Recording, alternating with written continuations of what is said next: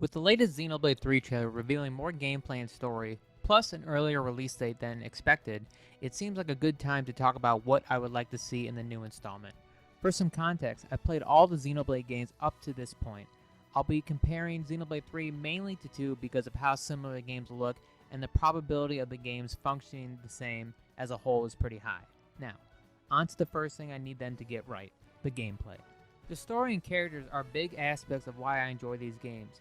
But with Xenoblade 2 in particular, the combat system is what really had me playing past the 100-hour mark. I find it very hard to go back and replay Xenoblade 1 or X due to how much fun blade switching is in 2. It just seems basic in comparison, so hopefully Monolith Soft took note of how they advanced the combat in 2 and applies that to 3. That's only one part though. Between the various blades you can use, using the elemental orb system to your advantage, and trying to keep a combo going as long as possible, Xenoblade 2 late game combat is some of the most fun I've had in JRPGs, period. The drawback, however, it is pretty slow when starting off. The lack of blades and abilities to use makes it so most of the time you'll be canceling basic attacks into arts, so if 3 could start off with more options in the beginning, that would be nice. Based on the bits of gameplay we did see, there looks to be plenty to manage during combat, which I see as a good sign. 2 also had a quick auto attack cancel where you can move after every first hit, and in a lot of cases it was better to do because it built up the meter to use arts faster. It also made combat more engaging in the early stages of the game, so something like that would be good to see in 3. Maybe we could get some more movement options during combat as well. Based on the new trailer, it seems no one can do some sort of teleport dodge. Usually enemies hit or miss you based on the evasion stat, but it seems like this ability is used to dodge on reaction to certain enemy moves, but I could be wrong. Speaking of movement, they need to bring back the run and jump from Xenoblade X. You felt like some kind of Superman jumping over giant rocks and running through large areas at a brisk pace.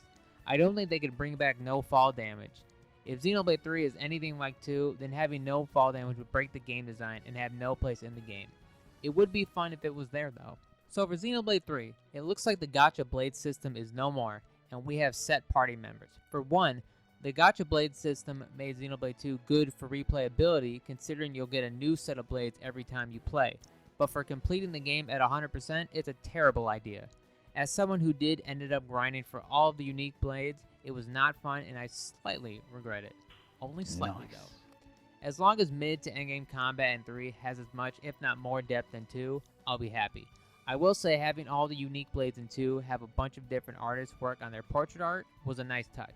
Not sure if they could implement something like that in 3, but I'm hopeful. Again, this is the most important aspect in my opinion, but having a story and characters worth caring about is what makes Xenoblade a great RPG series. Can't really say too much about what I want story-wise, all we know it's going to be a follow-up from 1 and 2. Certain characters are making reappearances, the Monado makes its return, and the voice acting is still as British as ever. I just want another sci-fi epic that gets me totally immersed in its world for the duration of the playthrough. Big reveals and cool action sequences are practically guaranteed. I'm more concerned on how much I'll like the cast this time around. Again, not much to say here because we don't know these characters or how they met. Based on design alone, I prefer this group more than 2 for sure, mainly because Rex's base design is hideous to say the least, and Pyra and Mithra is tasteless sex appeal, which is a shame because she was a good character. The rest of the cast was fine, with Zeke and Pandoria being the standouts amongst the group. Oh, and Tora was terrible too. And a perv. I'm looking for good banner between the cast, solid character development, and other stuff that everyone would want in a great JRPG. Noah as a main character is far more appealing than Rex is. He actually looks like he fits in and isn't 2 feet shorter than everyone else. I also dig the ponytail and the jacket. The rest look fine enough. They'll probably do some kind of outfit change later in the game, so maybe we're in for even more cool costumes. The setting and music. They've nailed it every time so far, and I don't see that changing. The battle theme in the Torna expansion did set a new bar for how catchy a theme could be, so hopefully they can create something even better. Areas will be vast and be filled with fun secrets to find. If they can expand on it from 2 by adding even more secrets to find, then all the better. Since the blade system isn't the same in 3, there will probably not be any field barriers blocking paths of traversal, and the fact that literally everyone hates them should have been enough of a hint for the devs to not add them back. Other than that, they haven't failed so far in creating a grand world to explore with memorable tracks to come back and listen to, so I'm not worried. That's really it. I don't think they have to do much to create a better experience than Xenoblade 2 or previous entries. Based on what little we've seen, I already see some improvements and the potential to be great. We probably won't be getting another trailer until around E3, but for me this has already been enough to have me sold on it.